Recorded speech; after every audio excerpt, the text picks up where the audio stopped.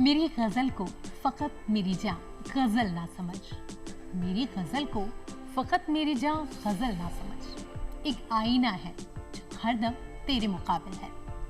नमस्कार, आदाब। डीडी राजस्थान की इस खास पेशकश में आप सभी का स्वागत है। मैं हूं आपके साथ नाहिद अख्तर। जिस तरीके से हमने कार्यक्रम की शुरुआत गजल अल्फाज से की है, तो दर्शकों आप समझ ही गए होंगे कि आज हम जिक्र गजल का ही करेंगे। और गजलों की बात ही ऐसी होती है कि हाले दिल अल्फाजों में बयां कर देते हैं। और जब मौसीकी का जिक्र होता है तो राजस्थान की मिट्टी में ऐसे कई लोगों ने जन्म लिया है जिनकी संगीत अदायकी ने न सिर्फ देश में बल्कि विदेश में राजस्थान को एक खास पहचान दिलाई है। और जब भी संगीत का जिक्र करेंगे तो एक नाम जरूर जहन में आता है, वो नाम है मोहम्मद वकील साहब का। सर, बहुत बहुत स्वागत है आपका। नमस्कार, आपका भी बहुत बहुत शुक्रिया और ख़ास तौर से डीडी राजस्थान का शुक्रिया जिन्होंने न सिर्फ मुझे आज याद किया है बल्कि आकाशवाणी और दूरदर्शन मेरे उस वक्त के साथी हैं जब मैं बहुत तकलीफ़ के दौर में था। और वो एक शेर है कि खुशबू को फैलने का बहुत शौक़ है मगर मुमकिन नहीं हवाओं से रिश्ता किए बगैर। और एक और शेर मुझे याद आता है हमारे गुरु के लिए और तमाम उन लोगों के लिए जिन्होंने मुझे बहुत प्यार दिया है कि ऐसे लोगों को फरिश्तों के सलाम आते हैं, ऐसे लोगों को फरिश्तों के सलाम आते हैं जो बुरे वक्त में इंसान के काम आते हैं। अरे वाह, बहुत खूब, thank you so much for inviting me. बहुत खूबसूरती से आपने शेर अदायगी की। और कहा जाता है ना कि जब एक संगीत की महफिल सजती है तो वो गायक के साथ उसका साथ देने वाले बहुत अहम हो जाते हैं। और जब आपके लिए कोई अहम शख्स होता है तो उसकी शख्सियत से आप खुद रूबरू कराएं तो वो एक कहीं ना कहीं हमें गर्व की बात हो जाती है। तो आज आपके साथ जो सब संगत पर मौजूद हैं उन सब का तारुफ आप ही कराएंगे। वही जी, क्योंकि कोई भी फ़न हो, कोई भी काम हो, उसमें टीम वर्क होता है, कोई अकेला आदमी नहीं कर सकता। इसलिए जो ख़ास तौर से संगीत का ये सब्जेक्ट है, इसमें जब तक कि अच्छे म्यूजिशियंस आपके साथ ना हो आप कुछ नहीं कर सकते। ये मेरे लिए बहुत सौभाग्य की बात है कि आज उन संगतकारों में, उन म्यूजिशियंस में एक ऐसी शख्सियत हैं जिन्होंने मेरे बचपन देखा है और बहुत सीनियर मोस्ट आर्टिस्ट हैं। हमारी ख़ास रिक्वेस्ट पर डीडी राजस्थान की और मेरी रिक्वेस्ट पर यहाँ तशरीफ़ लाए हैं अशोक मुखर्जी साहब गिटार पर, रहबर हुसैन कीबोर्ड पर, मानवेंद्र जी तबले पर और रिजवान वायलिन पर है।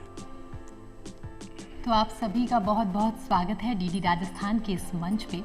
कहा जाता है ना, संगीत 7 सुरों के बिना बात अधूरी होती है। वो 7 सुर जिंदगी के 7 रंगों को रोशन करते हैं। वही रंग है जो कहीं ना कहीं कभी हमें हंसाते हैं और कभी हमें रुलाते हैं। और ये जो सा रे गा मा जी, इसका नाता तो आपसे बड़ा खास रहा है। जी। यही एक पल था जिसने आपको बुलंदियों पर पहुंचा दिया। जी। गजलों की शुरुआत करेंगे, लेकिन सबसे पहले हम उस पल को याद करेंगे जहां हमने सबसे पहले मोहम्मद वकील नाम सुना था। मेरे लिए बहुत ही बड़ी खुशनसीबी है कि मुझे जब पहली बार सारेगामा प्रोग्राम देखने का मौका मिला तब मैंने अपने गुरु जी को देखा था उसमें एज ए जज। तो तब उस प्रोग्राम की क्वालिटी, उसका स्टैंडर्ड समझ में आया क्या है। और मुझे याद है कि 23 नवंबर 1997 को मैं नोएडा गया और मैंने उस वक्त जब गाया तो मेरे लिए सौभाग्य की बात है कि उस वक्त शरण रानी जी थी मौजूद और पंडित हरिप्रसाद चौरसिया जी थे जिन्होंने मुझे फर्स्ट अवार्ड दिया। लेकिन मुझे ये बिल्कुल पता नहीं था कि सारेगामा का एक फाइनलिस्ट जो होता है उसको एक मेगा फाइनल में भी पार्टिसिपेट करना है। और उसमें सबसे बड़ी बात ये थी कि जो आदमी फाइनल जीतता है वो ऑलरेडी अच्छा गाता है। तो जब आपस में एक मेगा फाइनल था तो बहुत टफ था। टफ से ज़्यादा बड़ी बात थी कि जिन लोगों को उसमें बुलाया गया था एज ए जज, एज ए निर्णायक, वो ऐसे लोग हैं जिनको देखने के लिए दुनिया तरसती है। और मेरे लिए एक बहुत ही बड़ी बात थी कि जब मैंने एक साथ 11 लोगों को देखा कि ये मेरे जज हैं, नौशाद साहब, अनिल बिस्वास साहब, खयाम साहब, ओपी नैयर जी, कल्याण जी, आनंद जी भाई और ओपी नैयर साहब। दैन अगर क्लासिकल म्यूज़िक की बात करें, पंडित जसराज जी, पंडित हरिप्रसाद चौरसिया जी, परवीन सुल्ताना जी, राजकुमारी जी और जगजीत सिंह साहब। तो मुझे ये लगा कि पता नहीं मैं क्या करूँगा यहाँ। लेकिन मैं आपसे ये कहना चाहूँगा इस स्टेज पे कि पहली बात तो मैं कुछ भी नहीं हूँ, लेकिन जो कुछ भी थोड़ा सा अगर अच्छा हो पाता है कुछ, बिकॉज ऑफ माई गुरुजीज़, उन लोगों ने मुझे तालीम दी है, मुझे पाला पोसा है, तो मैं कुछ कर पाया और यही उसका करम था। एक बड़ा सा शेर है जिगर का, मैं हमेशा पढ़ता हूँ कि मेरा कमाल फ़न तो बस इतना है जिगर। वो मुझ पे छा गया, मैं ज़माने पे छा गया। वाह। और मेरी जो मम्मी है उनकी बड़ी दुआएं हैं, तो दुआएं साए की तरह आपके, चाहे दुआएं या बद्दुआएं हों, आपके साथ वो साए की तरह चलती हैं। बेशक। और आपके कर्म ऐसे होते हैं जिसकी वजह से आपको दुआ या फिर बद्दुआ मिलती है। मैं बहुत खुश नसीब हूँ कि मेरी मम्मी अभी हयात हैं, और जब भी मैं कहीं जाता हूँ तो उनकी दुआ आशीर्वाद होती है। तो वो जो मुश्किल मकाम था, वो जो मुश्किल मरहला था उनके सामने गाने का, वो इतना आसान ऊपर वाले ने कर दिया कि मुझे अभी भी यकीन नहीं होता कि उनके सामने कुछ गा सका, क्योंकि वो इतने महान लोग थे और इतने अच्छे, जिन लोगों ने हमें ये कहा कि नहीं गाइए, बड़े मूड से गाइए। तो वो एक सफ़र बड़ा खूबसूरत रहा। बेशक। और इस खूबसूरत सफ़र की शुरुआत करते हैं। चूँकि आज आपने अपने सभी गुरुओं को याद किया है, तो क्यों ना उन याद के साथ एक प्यारी सी खुशी के साथ इस कार्यक्रम की शुरुआत करते हैं। पहली गज़ल कौन सी सुनाने वाले हैं आप हमारे दर्शकों को? जी, पहली गज़ल मैं आपके सामने पेश कर रहा हूँ, जो मेरी अपनी खुद की कंपोजिशन है, और एक शहदा आरई साहब हैं, उनकी लिखी हुई गज़ल है जी। और मुझे बड़ी पसंद है, क्योंकि चारू के शिराग साउथ का एक बड़ा हसीन राग है, इस पर बेस्ड है, तो मैं पेश करने की कोशिश करूँगा। जी। और जिस तरीके से एक बोल है कि कोई दीवार मत रखना, और जाहिर सी बात है जब एक खूबसूरत आवाज़ यहाँ मौजूद है और हमारे दर्शक यहाँ मौजूद हैं, तो मैं उसमें दीवार नहीं बनती और दर्शकों के साथ जाके बैठती हूँ और आपकी इस खूबसूरत गज़ल का लुत्फ़ लेती हूँ।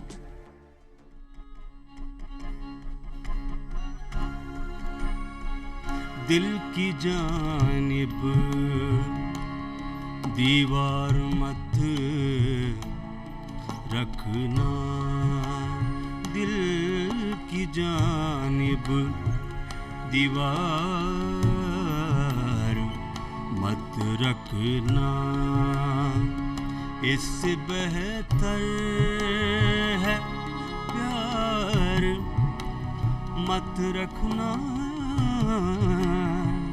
दिल की जानिब दीवार मत रखना, इससे बेहतर है प्यार मत रखना, दिल की जानिब दीवार मत रखना।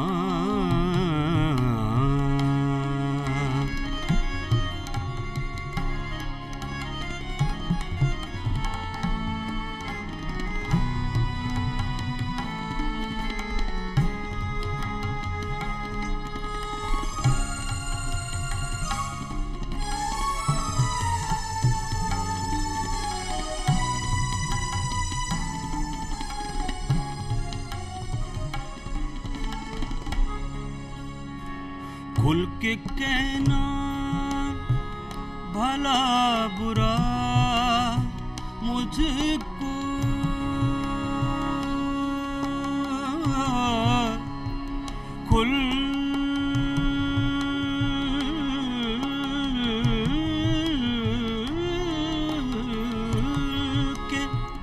खुल के कहना भला बुरा मुझको, दिल में कोई गुबार मत रखना, दिल में कोई गुबार मत रखना, इससे बेहतर है प्यार मत रखना, दिल की जानिब दीवार मत रखना।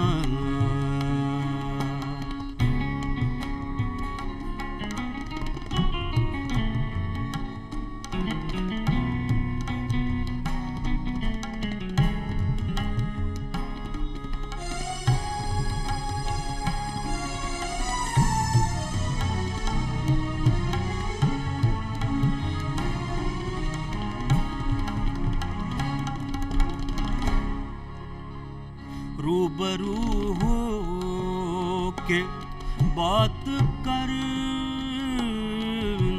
तुम, रूबरू हो के बात करना तुम, रूबरू हो के बात करना तुम, रूबरू हो के बात करना तुम, पीठ पीछे कटार मत रखना, पीठ पीछे कटार मत रखना, इससे बेहतर है प्यार मत रखना, दिल की जानिब दीवार मत रखना।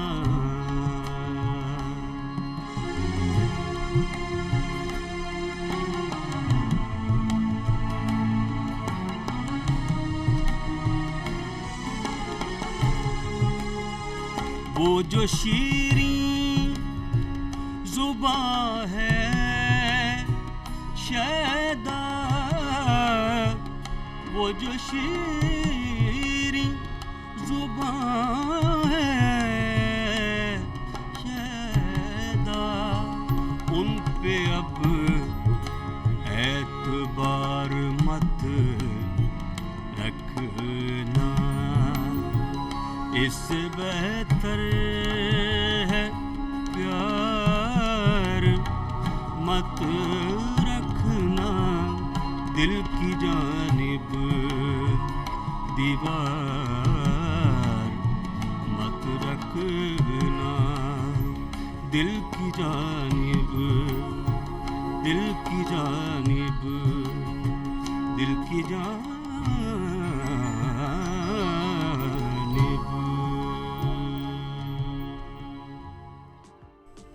इस खूबसूरत गज़ल को सुनने के बाद एक शेर याद आ रहा है कि एक गज़ल कही तो गम कोई पुराना जागा, और फिर उसी गम के सबब एक और गज़ल कही। और इसी तरीके से अगली गज़ल की ओर हम चलना चाहेंगे, लेकिन उससे पहले हम आपके करियर से जुड़ी एक खूबसूरत याद ज़रूर अपने दर्शकों के साथ साझा करना चाहेंगे। वो दौर था जब आपको बॉलीवुड मूवी में काम करने का मौका मिला, क्योंकि हर गायक की ये ख्वाहिश होती है, चाहे वो गज़ल गायक हो या वो सूफ़ी गायक हो या प्लेबैक हो, उसकी यही कोशिश होती है कि कहीं ना कहीं उसे बॉलीवुड में एक मौका मिले। और आपको एक बेहतरीन मूवी में काम करने का मौका मिला, अपनी गायकी का मौका मिला। वो कैसा दौर था, वो कैसा अनुभव था, और क्या खूबसूरत यादें हैं? देखिए, याद तो बहुत बड़ी है, क्योंकि मदन मोहन साहब इतने ग्रेट म्यूजिक डायरेक्टर जिनका संगीत बचपन से सुन के बड़े हुए, तो उनका कंपोजिशन गाने को मिला। साथ में जावेद अख्तर साहब ने लिखा, यश चोपड़ा साहब ने इस फिल्म को बनाई, और शाहरुख खान साहब। तो एक बहुत ही यादगार और बहुत खूबसूरत अनुभव रहा। मैं ये बताऊंगा कि जो यश चोपड़ा साहब थे वो एक बड़ी शख्सियत थे। उनका जो काम करने का अंदाज़ था, बात करने का अंदाज़, उससे समझ में आता था कि वो कितने बड़े आदमी हैं। तो ऐसे लोगों के साथ काम करना एक बहुत बड़ी बात है। और उसके अलावा मैं खुशनसीब हूँ कि मैंने खयाम साहब के म्यूजिक डायरेक्शन में भी गाया है एक सीरियल में, कविता अलका याग्निक जी के साथ। तो ये बहुत खूबसूरत यादें हैं और हमेशा हमारे साथ रहेंगी। बेशक वो यादें, वो दुआएं हमेशा आपके साथ रहें। और अब बढ़ते हैं अगली गज़ल की ओर, और दर्शकों के साथ मैं भी उस गज़ल का लुत्फ़ लेती हूँ।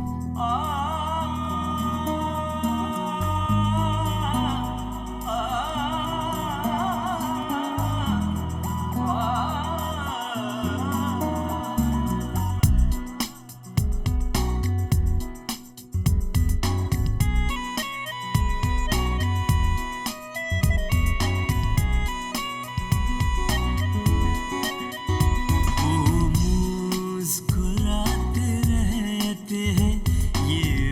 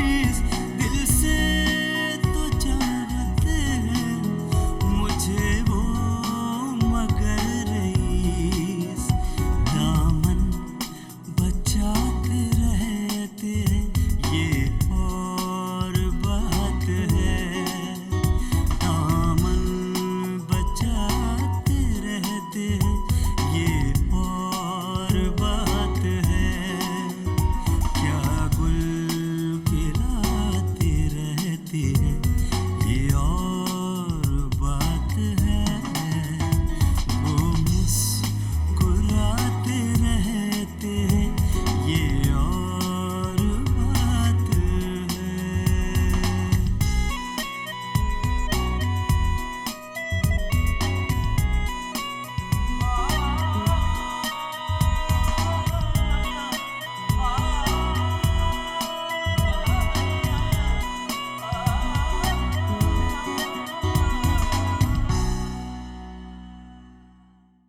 बहुत ही खूबसूरती से आपने ये गज़ल पेश की और कहा जाता है ना कि मौसीकी और मोहब्बत कहीं ना कहीं एक दूसरे से जुड़े हुए हैं, और जब मोहब्बत मौसीकी से हो तो कहना ही क्या। तो यही आपसे जानना चाहूँगी कि ये संगीत से जो आपकी दोस्ती है, ये मोहब्बत, ये कैसे हुई? देखिए, हम बहुत खुशनसीब हैं कि संगीत परिवार में पैदा हुए, और दादाजी स्वर्गीय उस्ताद मोहम्मद इस्माइल साहब, नाना जी स्वर्गीय उस्ताद अफजल हुसैन जयपुर वाले इतने बड़े फ़नकार थे जिनके फ़न की खुशबू आज भी है। लेकिन मुझे मौसीकी की तालीम मिली उस्ताद अहमद हुसैन मोहम्मद हुसैन साहब से, जो मेरे मामा जी भी हैं। बचपन से माहौल म्यूज़िक का था, तो माहौल का आपके ऊपर असर होता है, चाहे अच्छा हो या बुरा हो। तो मौसीकी से बेइंतहा प्यार है और हमेशा रहेगा, आखिरी सांस तक रहेगा। और जैसे कि इंसान अपने माँ बाप से प्यार करता है, बीवी बच्चों से, गर्लफ्रेंड से, बहन भाई से, वैसे ही संगीत से भी करना चाहिए। तो ये आपका होता है। तो इसलिए मुझे मौसीकी से बहुत प्यार रहा, क्योंकि बचपन से ये माहौल मिला। और गुरुजी ने कहा कि रियाज़ करो तो गाना है, रियाज़ ना करो तो गा ना। तो इसलिए म्यूज़िक से मोहब्बत बहुत ज़रूरी है। बहुत ही खूबसूरती से आपने ये बात कही। और अगली गज़ल की तरफ हम आगे बढ़ेंगे। अगली गज़ल है आपकी मोमिन खान मोमिन साहब की। और कहा जाता है कि मोमिन खान मोमिन साहब जो थे, वो चंद शायरों में से थे उस ज़माने के जिन्होंने उर्दू गज़लों को एक ख़ासी लोकप्रियता दी। एक ऐसे शायर जिनकी गज़लों को, जिनकी शायरी को सुनकर खुद गालिब अपना दीवान कुर्बान करने को तैयार हो गए थे।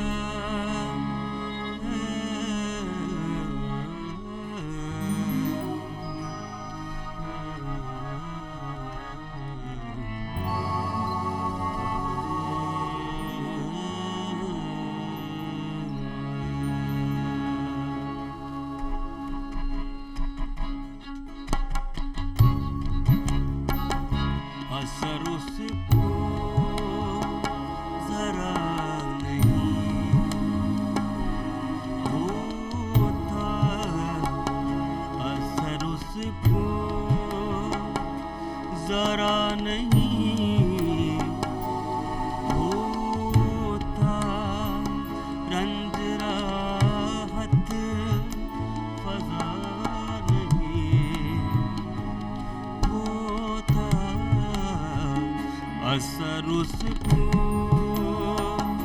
जरा नहीं होता।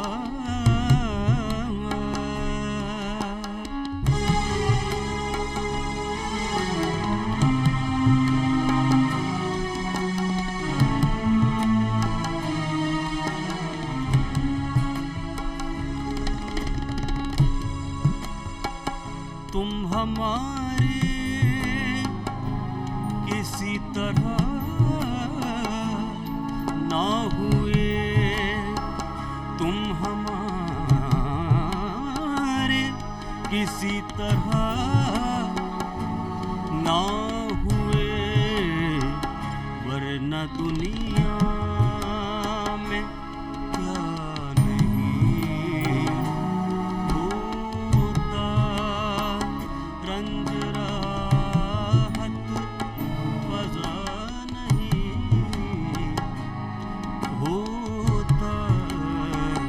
असर उसको जरा नहीं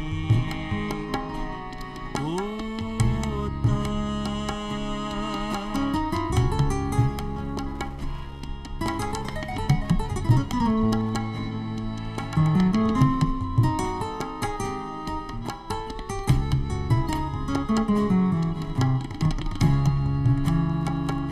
तुम मेरे पास होते हो गोया,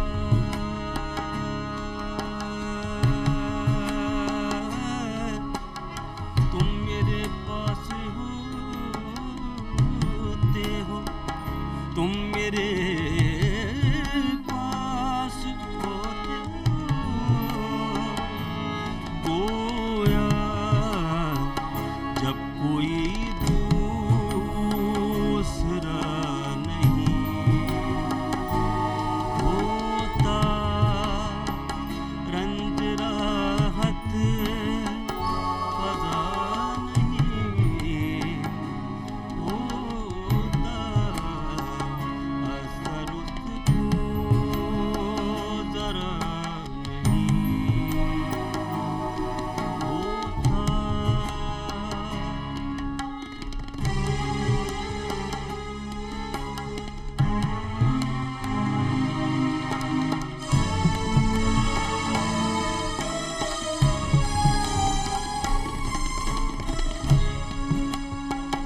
क्यों सुने अर्ज़ मुस्तरिब मोमिन,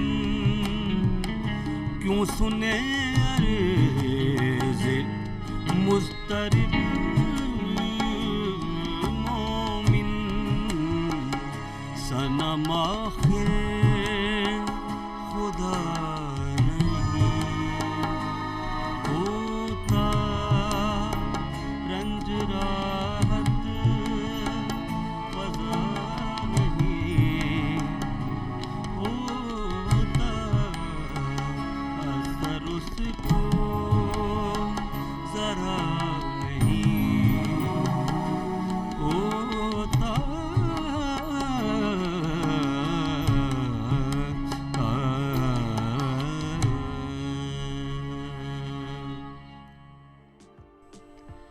है और भी दुनिया में सुखनवर बहुत अच्छी, कहते हैं गालिब का अंदाज़ बयां और है।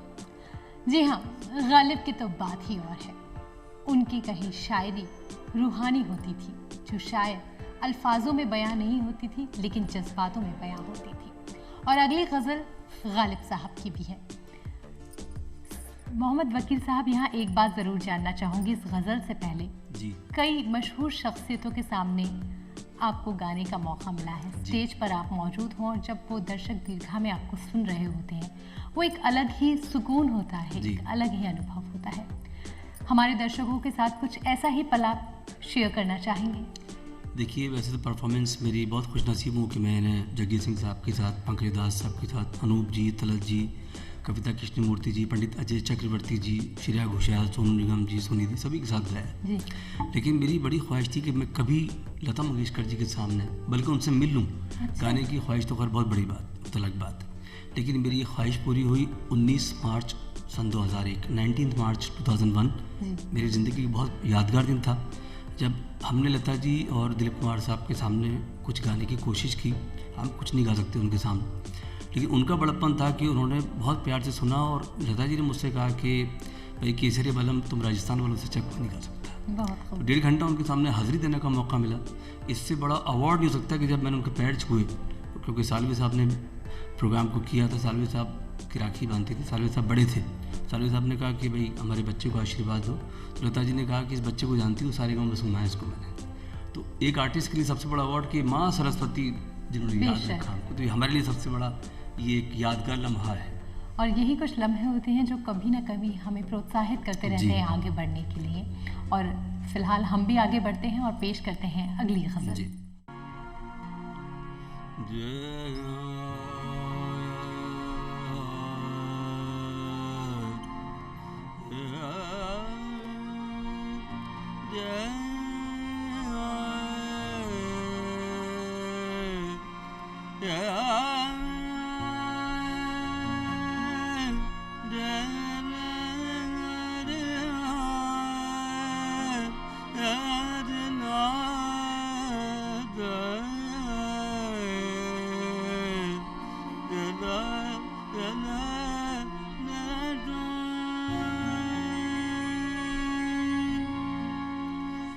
दर्द मिन्नत कशे दवा न हुआ, दर्द मिन्नत कशे दवा न हुआ, दर्द मिन्नत दवा न हुआ, दर्द मिन्नत कशे दवा न हुआ, मैं न अच्छा हुआ बुरा न हुआ, दर्द कशे दवा न हुआ।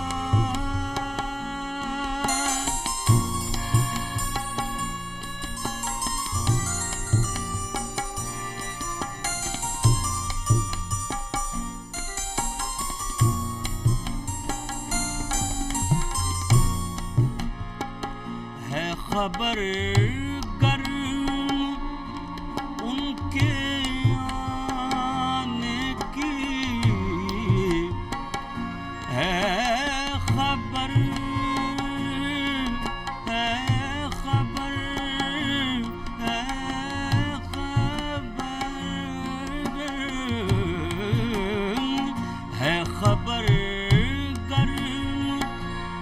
उनके आने की, आज ही घर में बोरिया न हुआ,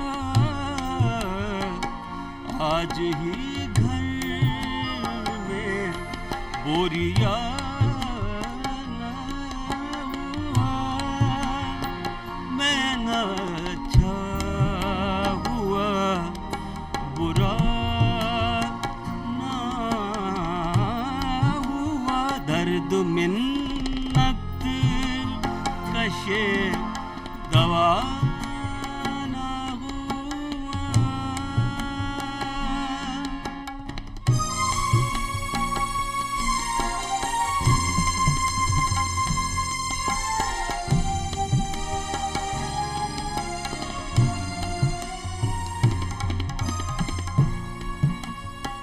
कुछ तो पढ़िए के लोग कहते हैं,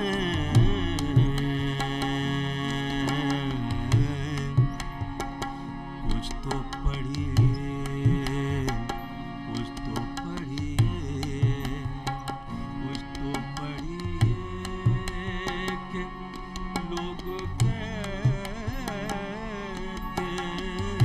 हैं, कुछ तो पढ़िए, कुछ तो पढ़िए के लोग कहते हैं, कुछ तो पढ़िए, कुछ तो पढ़िए, कुछ तो पढ़िए के लोग कहते हैं, आज गालिब गजल सरा न हुआ, आज गालिब गजल सरा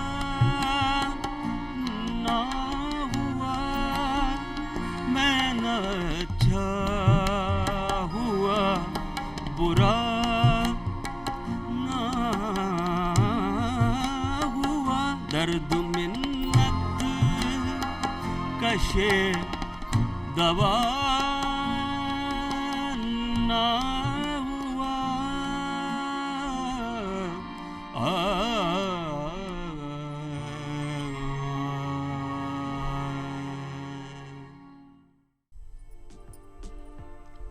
उसकी याद आई है, उसकी याद आई है, सांसों जरा आहिस्ता चलो, उसकी याद आई है, सांसों जरा आहिस्ता चलो, धड़कनों से भी इबादत में खलल पड़ता है। राहत इंदौरी साहब ने मोहब्बत को खूबसूरती से सजाया है और यही चंद अल्फाज होते हैं और शायर की खूबसूरती होता है कि दिल की बात ज़बां पे बेहद सलीके से ले आते हैं। और शायरी का शौक़ तो आप भी रखते हैं, तो क्यों ना ये एक ऐसा मौका है और एक ऐसा मंच है जहां हमारे दर्शक भी कुछ शेर जो आपके पसंदीदा रहे हैं वो आपसे सुनना चाहेंगे। जी, क्योंकि गज़ल गायकी में दोनों शौक़ पूरे होते हैं, गायकी का और शायरी का। जी बेशक। तो मुझे अच्छे कलाम सुनने की, सुनाने की बड़ी आदत भी और अच्छा शौक़ है। मुझे कुछ शेर बड़े पसंद हैं, जैसे कि वसीम बरेलवी का है, कौन सी बात कहाँ कैसे कही जाती है, कौन सी बात कहाँ कैसे कही जाती है, ये सलीका हो तो हर बात सुनी जाती है। बहुत खूब। वसीम बरेलवी साहब फरमाते हैं कि कहाँ सवाब कहाँ क्या अजाब होता है, मोहब्बतों में कब इतना हिसाब होता है, बिछड़ के मुझसे तुम अपनी कशिश ना खो देना, उदास रहने से चेहरा ख़राब होता है। वाह।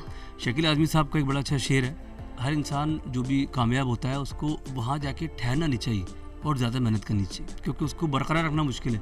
वो कहते हैं कि अपनी मंजिल पे पहुँचना भी, खड़े रहना, अपनी मंजिल पे पहुँचना भी, खड़े रहना भी कितना मुश्किल है, बड़े होके बड़े रहना। वाह वाह, बहुत खूब। और हम भी अपनी इस मंजिल पे रुकते नहीं हैं और आगे बढ़ते हैं अगली गज़ल की ओर और हमारे दर्शकों के साथ उस खूबसूरत गज़ल का लुत्फ़ लेते हैं। मैं एक बार फिर कहना चाहूँगा कि डीडी राजस्थान और उसके तमाम मेंबरान का शुक्रगुजार हूँ जिन्होंने इस खूबसूरत महफिल को रोशन किया और हम सबको याद किया। तो चलिए दर्शकों, सुनते हैं अगली गज़ल।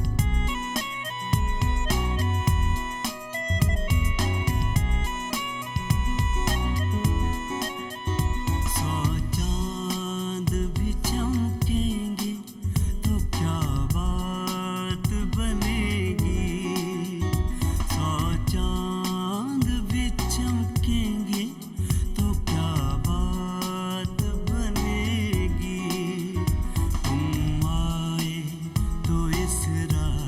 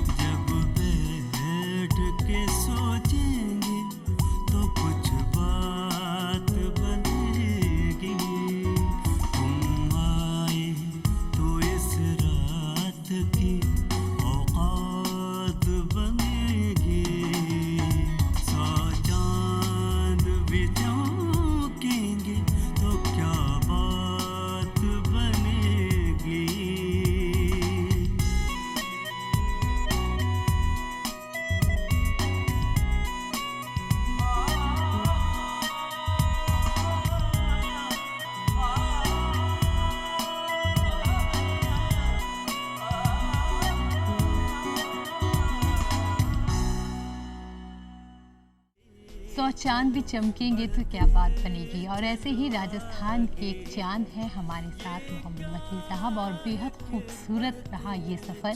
लेकिन कई बार क्या होता है कि घड़ी हमें कहती है कि अब इजाज़त ले लीजिए, और वक्त हो चला है कि हम अपने दर्शकों से इजाज़त लें। वकील साहब, आपने बेहद खूबसूरती से मौसीकी की ये शाम रंगीन कर दी, आपका बेहद शुक्रिया। और दर्शकों, इसी उम्मीद के साथ कि जल्द आपसे फिर मुलाकात होगी किसी खास पेशकश में, मुझे और मेरी पूरी टीम को दीजिए इजाज़त। नमस्कार। जब बैठ के सोचेंगे तो कुछ बात बनेगी, तुम आए तो इस रात की औकात बनेगी, 100 चांद भी